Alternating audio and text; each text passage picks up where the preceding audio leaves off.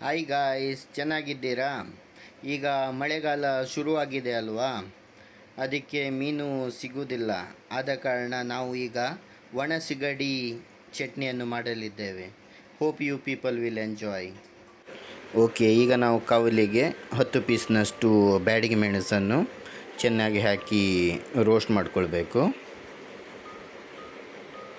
ಅದಾದ ನಂತರ ಅದನ್ನು ತೆಗೆದು 2 ಕಪ್ನಷ್ಟು ಸಿಗಡಿ ಅದನ್ನು ಚೆನ್ನಾಗಿ ರೋಸ್ಟ್ ಮಾಡಬೇಕು.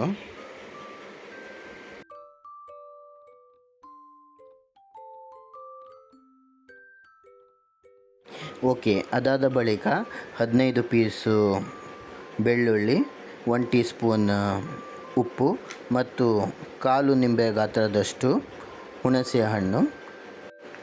ಈಗ ಒಂದೊಂದಾಗಿ ಬ್ಯಾಡಗಿ ಮೆಣಸು ಅದನ್ನು ಹಾಕಿ ಚೆನ್ನಾಗಿ ಸ್ಮೂತಾಗಿ ರುಬ್ಬಿಕೊಳ್ಳಿ. ಕಡೆಗೆ ಸಾಲ್ಟು ಮತ್ತು ಬೆಳ್ಳುಳ್ಳಿ ಮತ್ತು ಹುಣಸೆಹಣ್ಣು ಅದನ್ನು ಹಾಕಿ ಚೆನ್ನಾಗಿ ಹುರಿದುಕೊಳ್ಳಿ.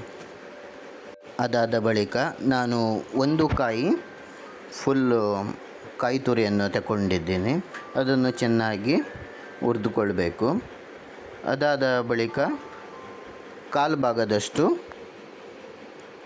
ಸಿಗಡಿಯನ್ನು ಹಾಕಿ ಚೆನ್ನಾಗಿ ರುಬ್ಬಿಕೊಳ್ಬೇಕು.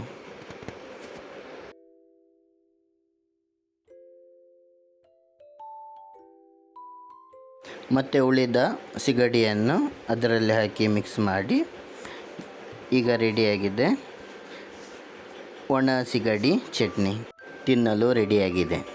ಈ ವಿಡಿಯೋ ನಿಮಗೆ ಇಷ್ಟ ಆದಲ್ಲಿ please like, share and subscribe Jevin vlogs. Thank you so much.